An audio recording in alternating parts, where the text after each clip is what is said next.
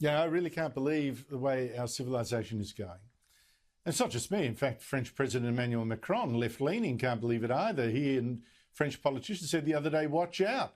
American universities are exporting to the rest of the world a dangerous cocktail of woke leftism, identity politics and things like that, and the cancel culture, of course. And they said, this threatens our future. Well, I've been saying the same thing. I'm not the French president, but here in Australia, I mean, oh my goodness, our own Governor-General, former Army boss David Hurley, has got his staff checking their privilege, their white privilege, we must assume, by taking what is called a privilege walk that is designed by Charles Sturt University. The purpose of the Privilege Walk activity is to learn to recognise how power and privilege can affect our lives, even when we are not aware it's happening. Privilege also has a strong link with our biases and how they are formed. God knows what they're doing, but just look at the participants at that privilege walk. I mean, all those white heads bowed in apparent shame. I have to ask, why are only whites taking this? I do wonder. Doesn't the university hire non-whites, or only whites, all whites, assumed to need this little lecture on privilege? Joining me is Mark Latham, former federal Labor leader, now One Nation leader in the New South Wales Parliament, I have to say, very distressingly white. Now, Mark, checking your privilege and modifying your tone accordingly, would you, white man, take a privilege walk? Well, not really, Andrew, on the basis I grew up in a public housing estate, and I've got to say, looking up and down the street, in my memory as a young person, I didn't see a lot of privilege, and our circumstances had nothing to do with our skin colour. It had to do with whether you had ownership, economic opportunity, education, all the things that really have got nothing to do with divisive identity politics, race, gender and sexuality. I mean, there used to be a time when progressive politics, so-called, was about solidarity, to bring people together at community level, in the workplace, with a political purpose to build a better society. And that should be the enduring theme, rather than dividing people on the basis of things they can't do anything about, your skin colour, your gender, your sexuality. So I take a lot of encouragement from Emmanuel Macron, at last a leftist, who has a sense of civilisational purpose, to recognise that divisive identity politics is a dead end, that the left can never prosper without bringing people together, regardless of those personal attributes. And this is quite possibly a breakthrough, a pushback against woke university teachings out of the United States that we should also embrace here in Australia. Good on Macron. Yeah, I must say that I wasn't really checking my privilege much when I was a boy living in a desert in South Australia with only one other grade 7 child in my class, and with parents who didn't buy their first house until I left home. I mean, really, privilege. See, I mean, Andrew, that was privilege, I guess, that had parents who believed in education. Andrew, you're displaying unconscious bias, you see. You're not listening to the voices in your head telling you, because of your skin colour, all those factors in growing up in the desert and not having a lot, they weren't true, they weren't real. Because of your skin colour, you actually had a privilege, and these things turned you into a racist, a homophobe, a misogynist. I mean, this is the lunacy of where the left has got to. That I got it. It was my skin colour. It was my skin colour and not the way that I frantically work so many hours a week. That's got nothing to do with it. It's just skin colour. But on checking your privilege, right?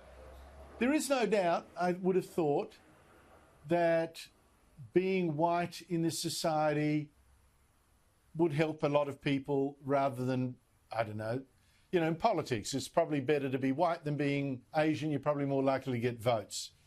That's probably the way it is. It's changing. It's probably the way it is. You've got to be honest about that. But I have to then ask, is it wrong to ask people to empathise with people less fortunate than others, not necessarily that whiteness and all, but, just generally, empathise with people that aren't like you, that may have more against them. But then when I think that, I think, isn't that exactly what Jesus Christ preached 2,000 years ago? Couldn't we just stick to that? What's the difference? Well, Jesus essentially, as a great moral teacher, was saying judge people on their merits. look through these personal attributes and judge people by their character, their work ethic, their contribution to a better society. And that's a timeless message that had been embraced by the left until they discovered this dead end of divisive identity politics. And I've got to say, for the Governor-General of Australia to be segregating his staff in those rooms on the basis of false characteristics, to have them doing a walk of shame based on their skin colour, their gender, that inevitably white straight men had to go to the front of the room because they've got a privilege that mightn't necessarily be true in their lifetime circumstances. I find this to be one of the most disgusting things I've ever seen by a holder of high office in Australia. And David Hurley, quite frankly, should be ashamed of himself. He should resign from that position, because what he's done today goes against all the ethics, the moral values and traditions of our nation, to say that we should look through race, gender and sexuality. They are essentially irrelevant, and judge people on their merit, the great Australian tradition of meritocracy. So I feel, I've got to say, Andrew, I feel less of an Australian today because our Governor-General has gone down this horrendous, divisive, unnecessary, crazy pathway, and I've never seen anyone disgrace a high office the way he has today with that news that we saw in the Daily Telegraph.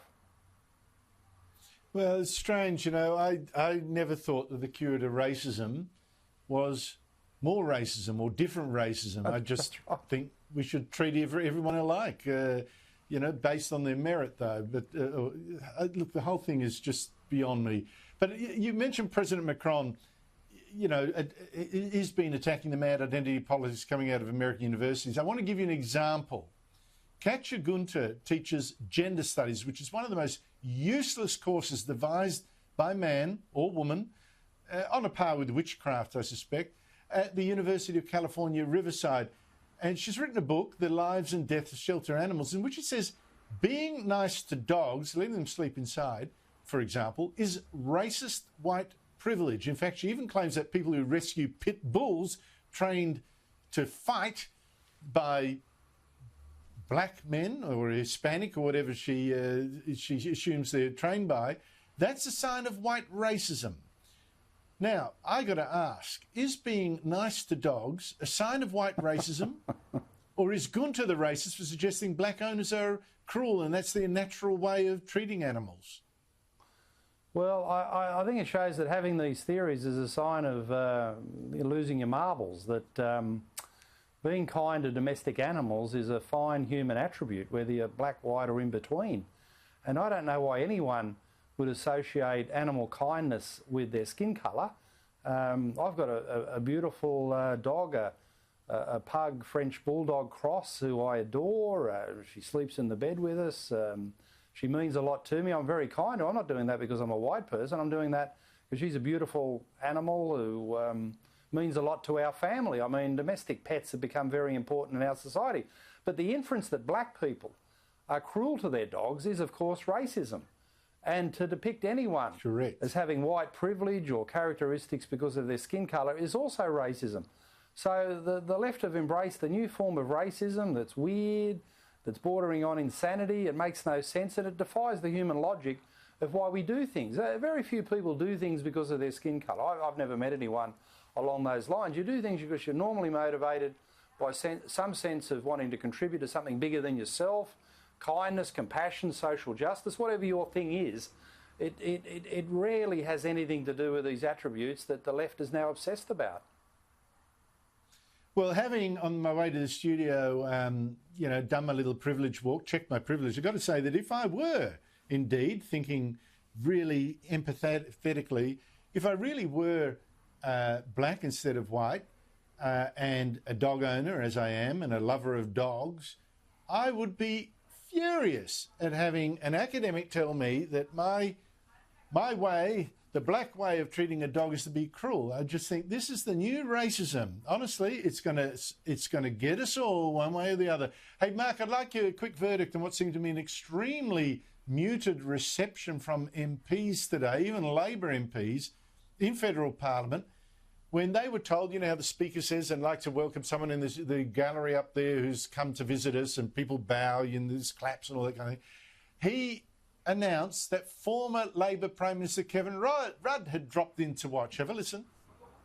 Just before I call the Deputy Leader of the Opposition, just on behalf of the House, can I also formally welcome former Prime Minister Rudd? Good to see you here in the gallery. That was all. You could almost hear a pin drop. How many friends do you think Rudd would have had in that room? Yeah, you can cue the crickets sound there, but you know, the problem with Kevin is if those who get to know him very well have a very low opinion of him.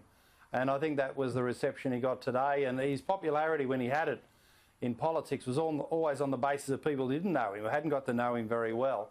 So Kevin has become a very strange individual, I've got to say, in his retirement, because he has an obsession with the Murdoch media. Kevin just wanted to be loved. I've just given him material. Yeah, well, exactly. You're doing it, Andrew, not only because you're a white man, but Rupert Murdoch's got some ownership stake in this station. That feeds into the Rudd conspiratorial view of the world, which is a pretty sad sign of where... Well, yeah, look, in the Rudd world, they must have got a little text today, you know. Listen, do this about... I mean, really, honestly, the things he says is just incredible. Me too. About the Guardian not having a single... Go ahead. No, Rupert never did me any favours when I was in politics, but apparently I'm part of the conspiracy because I just said those things on Sky News, which just shows you how warped Kevin Rudd's worldview has become. Oh, dear. He doesn't obsess ever with the fact that the ABC does not have a single Conservative on its main current affairs shows. Not one, despite having a legal obligation to show impartiality and be balanced. How about that? Mark Latham, thank you so much indeed for your time. Thanks, Andrew. A pleasure.